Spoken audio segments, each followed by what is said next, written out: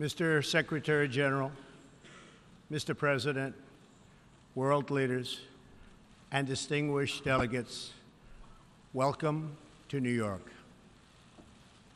It is a profound honor to stand here in my home city as a representative of the American people to address the people of the world. As millions of our citizens continue to suffer the effects of the devastating hurricanes that have struck our country, I want to begin by expressing my appreciation to every leader in this room who has offered assistance and aid. The American people are strong and resilient, and they will emerge from these hardships more determined than ever before. Fortunately, the United States has done very well since Election Day last November 8th. The stock market is at an all-time high, a record. Unemployment is at its lowest level in 16 years, and because of our regulatory and other reforms, we have more people working in the United States today than ever before. Companies are moving back, creating job growth the likes of which our country has not seen in a very long time. And it has just been announced that we will be spending almost $700 billion on our military and defense. Our military will soon be the strongest it has ever been. For more than 70 years, in times of war and peace, the leaders of nations, movements, and religions have stood before this assembly. Like them, I intend to address some of the very serious threats before us today, but also the enormous potential waiting to be unleashed. We live in a time of extraordinary opportunity. Breakthroughs in science, technology, and medicine are curing illnesses and solving problems that prior generations thought impossible to solve. But each day also brings news of growing dangers that threaten everything we cherish and value. Terrorists and extremists have gathered strength and spread to every region of the planet. Rogue regimes represented in this body not only support terrorists, but threaten other nations and their own people with the most destructive weapons known to humanity.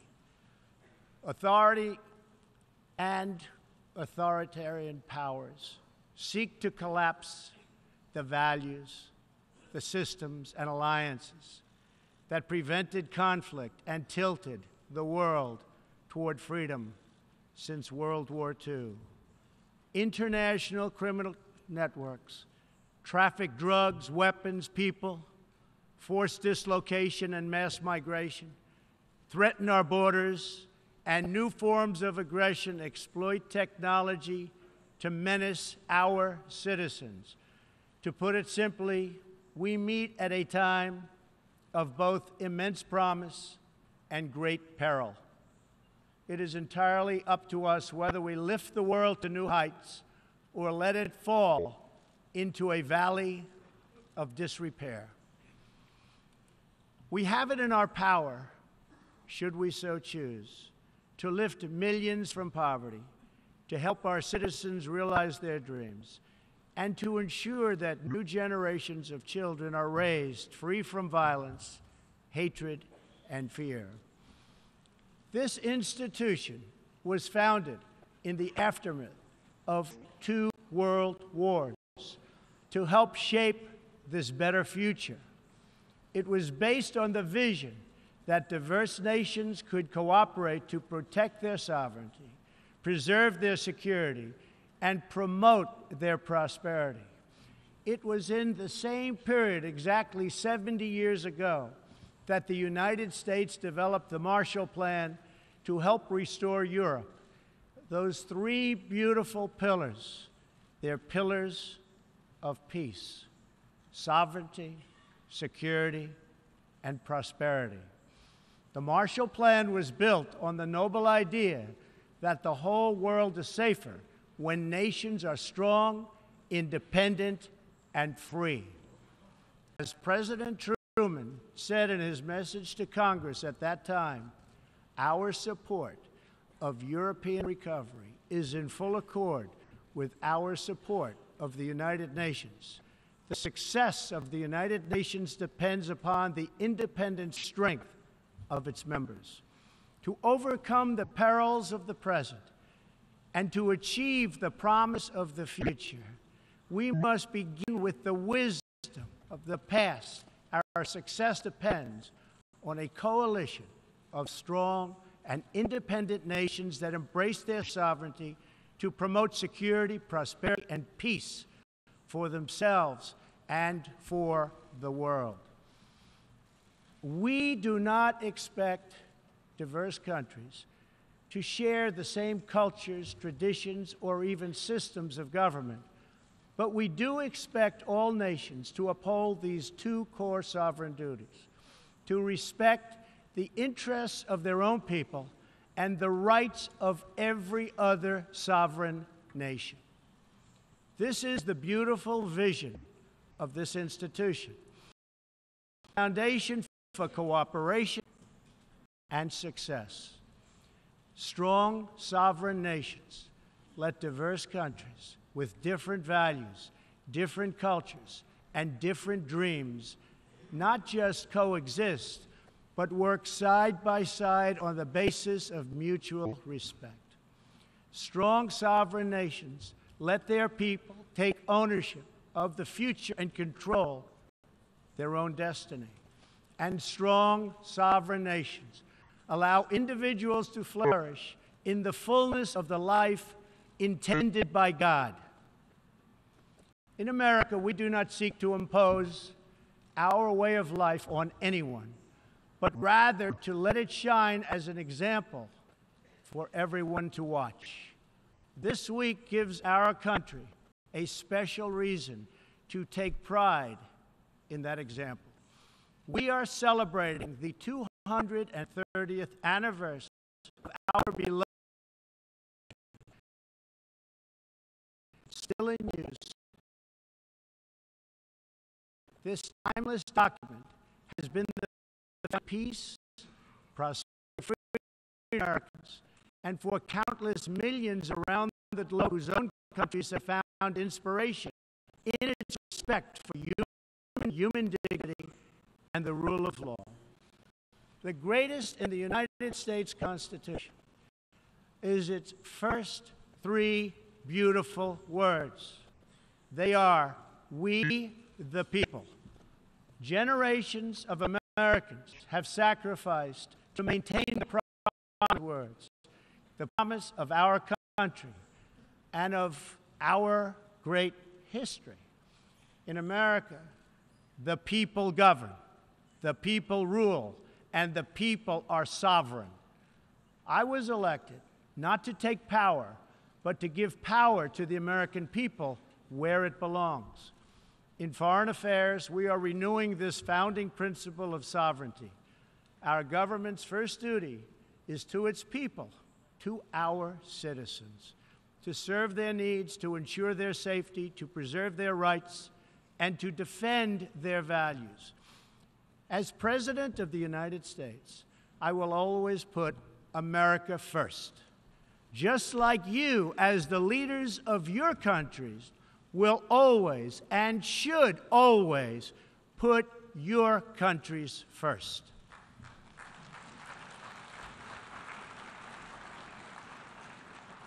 All responsible leaders have an obligation to serve their own citizens, and the nation-state remains the best vehicle for elevating the human condition. But making a better life for our people also requires us to work together in close harmony and unity to create a more safe and peaceful future for all people. The United States will forever be a great friend to the world, and especially to its allies. But we can no longer be taken advantage of or enter into a one-sided deal where the United States gets nothing in return. As long as I hold this office, I will defend America's interests above all else, but in fulfilling our obligations to our own nations. We also realize that it's in everyone's interest to seek a future where all nations can be sovereign, prosperous, and secure. America does more than speak for the values expressed in the United Nations Charter. Our citizens have paid the ultimate price to defend our freedom and the freedom of many nations represented in this great hall. America's devotion is measured on the battlefields where our young men and women have fought and sacrificed alongside of our allies. From the beaches of Europe to the deserts of the Middle East to the jungles of Asia. It is an eternal credit to the American character that even after we and our allies emerged victorious from the bloodiest war in history, we did not seek territorial expansion or attempt to oppose and impose our way of life on others. Instead, we helped build institutions such as this one to defend the sovereignty, security, and prosperity for all. For the diverse nations of the world, this is our hope. We want harmony and friendship, not conflict and strife. We are guided by outcomes, not ideology. We have a policy of principled realism rooted in shared goals, interests, and values. That realism forces us to confront a question facing every leader and nation in this room. It is a question we cannot escape or avoid. We will slide down the path of complacency, numb to the challenges, threats, and even wars that we face. Or do we have enough strength and pride to confront those dangers today so that our citizens can enjoy peace and prosperity tomorrow? If we desire to lift up our citizens, if we aspire to the approval of history, then we must fulfill our sovereign duties to the people we faithfully represent. We must protect our nations, their interests, and their futures. We must reject threats to sovereignty from the Ukraine to the South China Sea. We must uphold respect for law, respect for borders, and respect for culture, and the peaceful engagement these allow. And just as the founders of this body intended, we must work together and confront together those who threaten us with chaos, turmoil, and terror. The scourge of our planet today is a small group of rogue regimes that violate every principle on which the United Nations is based. They respect neither their own citizens nor the sovereign rights of their countries. If the righteous many do not confront the wicked few, then evil will triumph. When decent people and nations become bystanders to history, the forces of destruction only gather power and strength. No one has shown more contempt for other nations and for the well-being of their own people than the depraved regime in North Korea. It is responsible for the starvation deaths of millions of North Koreans and for the imprisonment, torture, killing, and oppression of countless more. We were all witness to the regime's deadly abuse when an innocent American college student, Otto Warmbier, was returned to America only to die a few days later. We saw it in the assassination of the dictator's brother using banned nerve agents in an international airport. We know it kidnapped a sweet 13-year-old Japanese girl from a beach in her own country to enslave her as a language tutor for North Korea's spies. If this is not twisted enough, now North Korea's reckless pursuit of nuclear weapons and ballistic missiles threatens the entire world with unthinkable loss of human life. It is an outrage that some nations would not only trade with such a regime, but would arm, supply, and financially support a country that imperils the world with nuclear conflict. No nation on earth has an interest in seeing this band of criminals arm itself with nuclear weapons and missiles. The United States has great strength and patience, but if it is forced to defend itself or its allies, we will have no choice but to totally destroy North Korea. Rocket Man is on a suicide mission for himself and for his regime.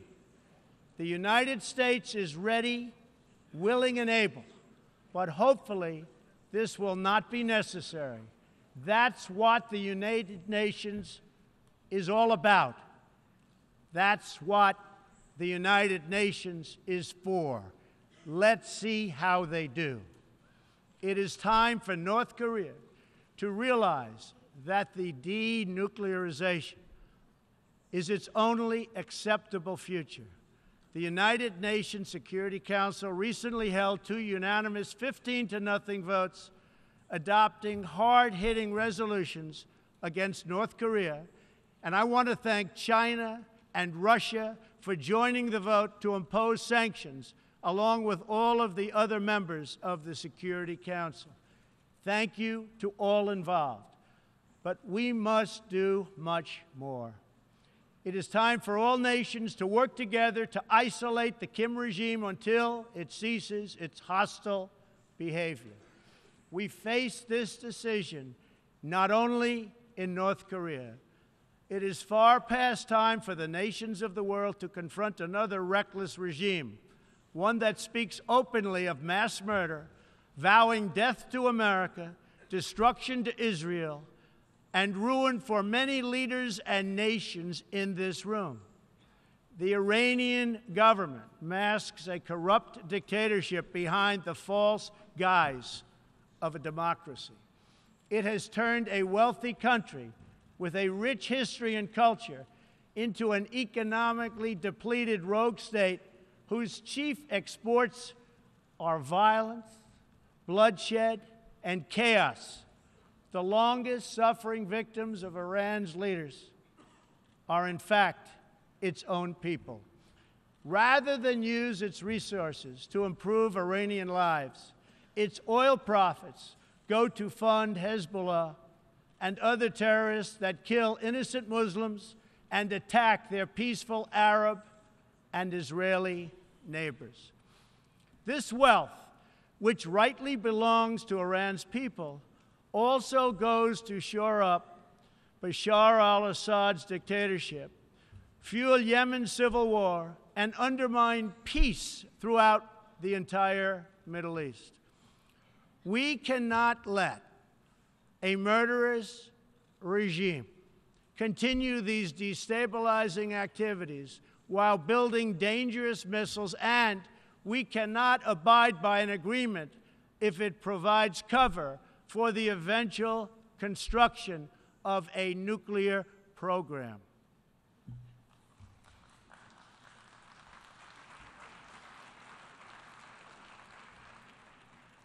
The Iran deal was one of the worst and most one-sided transactions the United States has ever entered into. Frankly, that deal is an embarrassment to the United States, and I don't think you've heard the last of it, believe me. It is time for the entire world to join us in demanding that Iran's government end its pursuit of death and destruction. It is time for the regime to free all Americans and citizens of other nations that they have unjustly detained. And above all, Iran's government must stop supporting terrorists, begin serving its own people, and respect the sovereign rights of its neighbors. The entire world understands that the good people of Iran want change. And other than the vast military power of the United States, that Iran's people are what their leaders fear the most. This is what causes the regime to restrict internet access, tear down satellite dishes, shoot unarmed student protesters, and imprison political reformers. Oppressive regimes cannot endure forever, and the day will come when the people will face a choice. Will they continue down the path of poverty, bloodshed, and terror, or will the Iranian people return to the nation's proud roots as a center of civilization, culture, and wealth, where their people can be happy and prosperous once again? The Iranian regime's support for terror is in stark contrast to the recent commitments of many of its neighbors to fight terrorism and halt its financing. In Saudi Arabia early last year, I was greatly honored to address the leaders of more than 50 Arab and Muslim nations. We agreed that all responsible nations must work together to confront terrorists and the Islamic extremism that inspires them. We will stop radical Islamic terrorism because we cannot allow it to tear up our nation and indeed to tear up the entire world. We must deny the terrorists safe haven, transit, funding, and any form of support for their vile and sinister ideology. We must drive them out of our nations. It is time to expose and hold responsible those countries who support and finance terror groups like Al-Qaeda, Hezbollah, the Taliban, and others that slaughter innocent people. The United States and our allies are working together throughout the Middle East to crush the loser terrorists and stop the reemergence of safe havens they use to launch attacks on all of our people. Last month, I announced a new strategy for victory in the fight against this evil in Afghanistan. From now on, our security interests will dictate the length and scope of military operations, not arbitrary benchmarks and timetables set up by politicians. I have also totally changed the rules of engagement in our fight against the Taliban and other terrorist groups. In Syria and Iraq, we have made big gains toward lasting defeat of ISIS. In fact, our country has achieved more against ISIS in the last 8 months than it has in many, many years combined. We seek the de-escalation of the Syrian conflict and a political solution that honors the will of the Syrian people. The actions of the criminal regime of Bashar al-Assad, including the use of chemical weapons against his own citizens, even innocent children, shock the conscience of every decent person. No society can be safe if banned chemical weapons are allowed to spread. That is why the United States carried out a missile strike on the airbase that launched the attack. We appreciate the efforts of the United Nations agencies that are providing vital humanitarian assistance in areas liberated from ISIS, and we especially thank Jordan, Turkey, and Lebanon for their role in hosting refugees from the Syrian conflict. The United States is a compassionate nation and has spent billions and billions of dollars in helping to support this effort. We seek an approach to refugee resettlement that is designed to help these horribly treated people and which enables their eventual return to their home countries to be part of the rebuilding process. For the cost of resettling one refugee in the United States, we can assist more than 10 in their home region. Out of the goodness of our hearts, we offer financial assistance to hosting countries in the region, and we support recent agreements of the G20 nations that will seek to host refugees as close to their home countries as possible. This is the safe, responsible, and humanitarian approach. For decades, the United States has dealt with migration challenges here in the Western Hemisphere. We have learned that over the long term, uncontrolled migration is deeply unfair to both the sending and the receiving countries. For the sending countries, it reduces domestic pressure to pursue needed political and economic reform, and drains them of the human capital necessary to motivate and implement those reforms. For the receiving countries, the substantial costs of uncontrolled migration are borne overwhelmingly by low-income citizens whose concerns are often ignored by both media and government. I want to salute the work of the United Nations in seeking to address the problems that cause people to flee from their homes. The United Nations and African Union led peacekeeping missions to have invaluable contributions in stabilizing conflicts in Africa. The United States continues to lead the world in humanitarian assistance, including famine prevention and relief in South Sudan, Somalia, and northern Nigeria and Yemen. We have invested in better health and opportunity all over the world through programs like PEPFAR, which funds AIDS relief, the President's Malaria Initiative, the Global Health Security Agenda, the Global Fund to End Modern Slavery, and the Woman Entrepreneurs Finance Initiative, part of our commitment to empowering women all across the globe. We also thank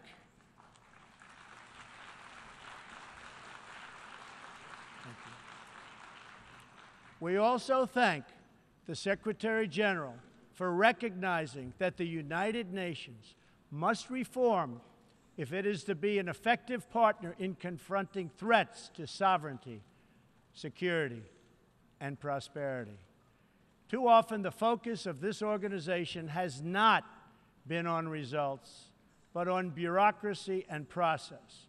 In some cases, states that seek to subvert this institution's noble aims have hijacked the very systems that are supposed to advance them.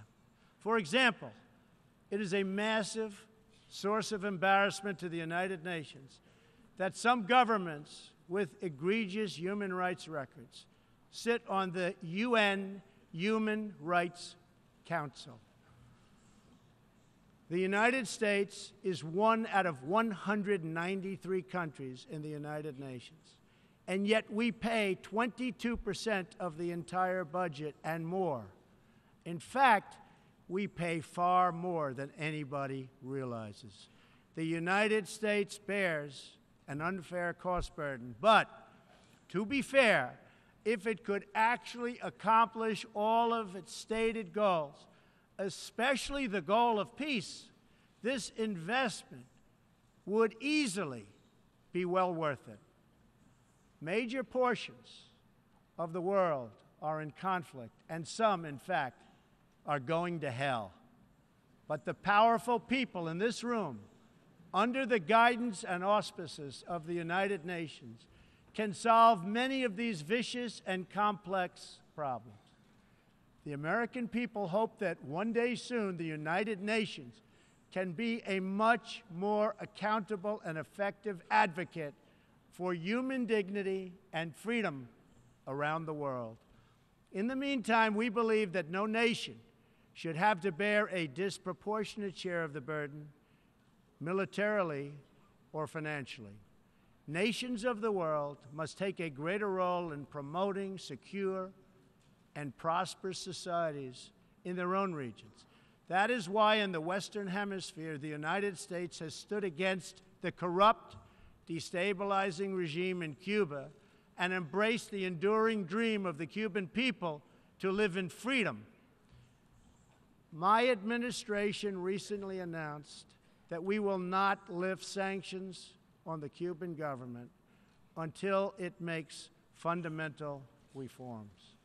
We have also imposed tough, calibrated sanctions on the socialist Maduro regime in Venezuela, which has brought a once thriving nation to the brink of total collapse.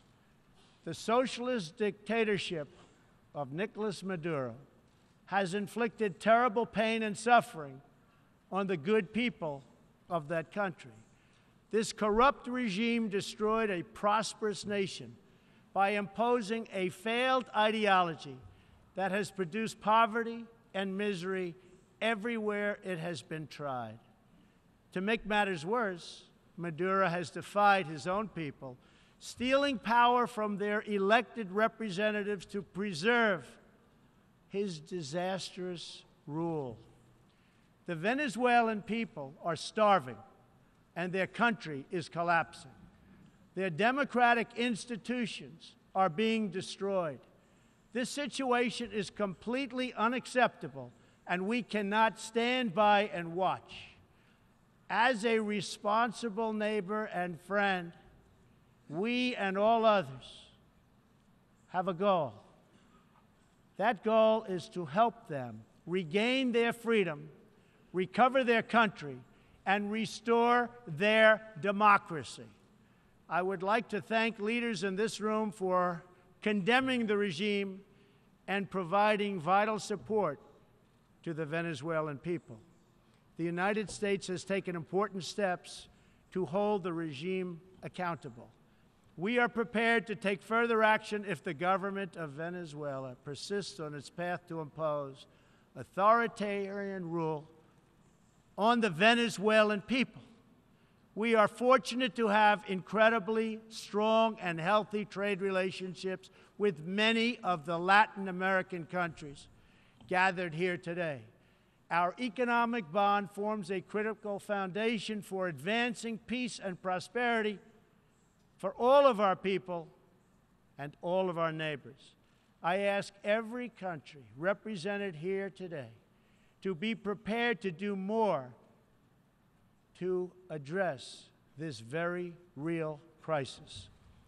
We call for the full restoration of democracy and political freedoms in Venezuela.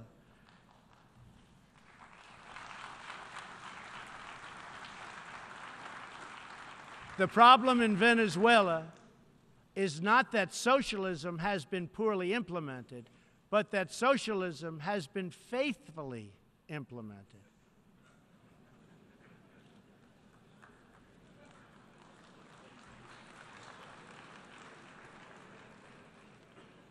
From the Soviet Union to Cuba to Venezuela, wherever true socialism or communism has been adopted, it has delivered anguish and devastation and failure.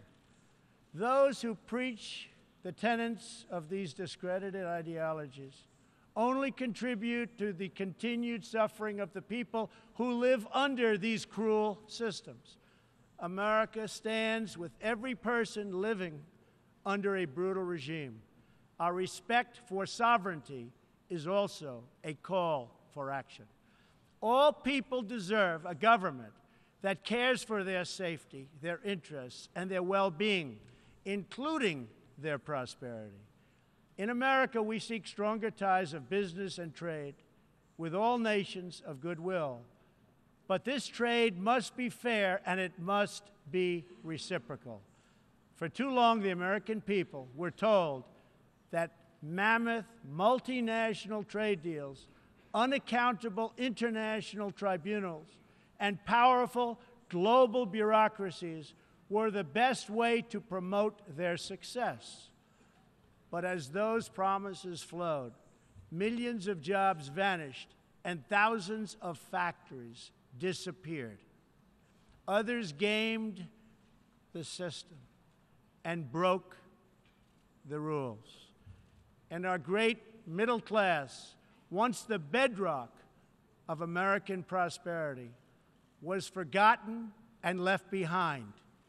But they are forgotten no more, and they will never be forgotten again. While America will pursue cooperation and commerce with other nations, we are renewing our commitment to the first duty of every government, the duty of our citizens. This bond is the source of America's strength and that of every responsible nation represented here today.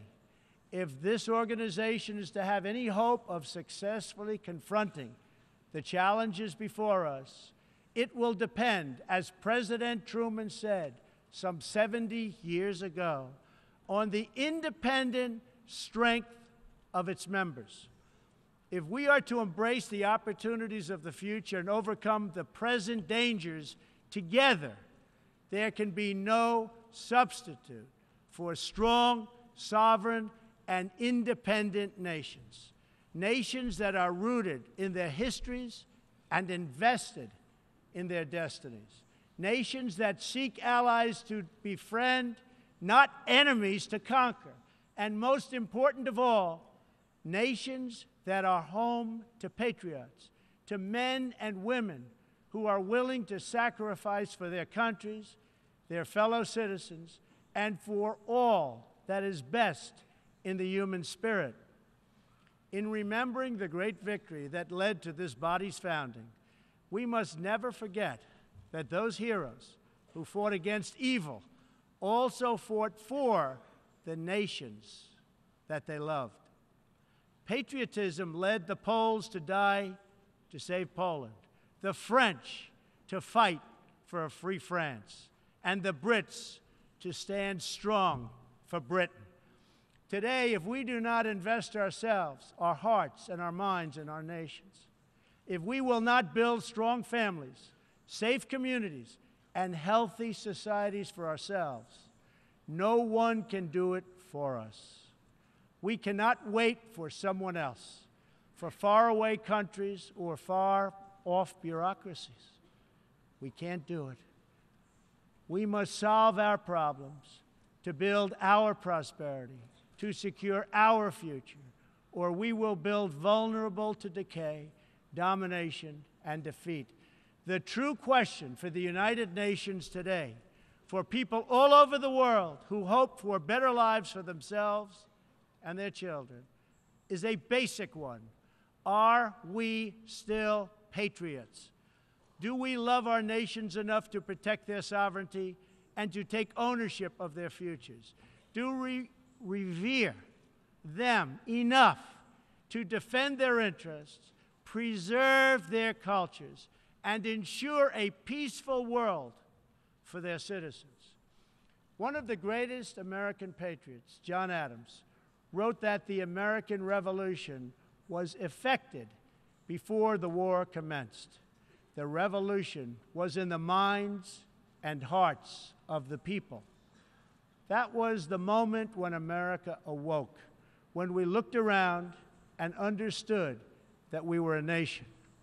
We realized who we were, what we valued, and what we would give our lives to defend. From its very first moments, the American story is the story of what is possible when people take ownership of their future. The United States of America has been among the greatest forces for good in the history of the world and the greatest defenders of sovereignty, security, and prosperity for all. Now we are calling for a great reawakening of nations, for the revival of their spirits, their pride, their people, and their patriotism. History is asking us whether we are up to the task. Our answer will be a renewal of will, a rediscovery of resolve, and a rebirth of devotion we need to defeat the enemies of humanity and unlock the potential of life itself. Our hope is a word and world of proud, independent nations that embrace their duties, seek friendship, respect others, and make common cause in the greatest shared interest of all, a future of dignity and peace for the people of this wonderful earth. This is the true vision of the United Nations, the ancient wish of every people, and the deepest yearning that lives inside every sacred soul. So let this be our mission, and let this be our message to the world. We will fight together, sacrifice together, and stand together for peace, for freedom, for justice, for family, for humanity, and for the Almighty God who made us all. Thank you. God bless you. God bless the nations of the world, and God bless the United States of America. Thank you very much.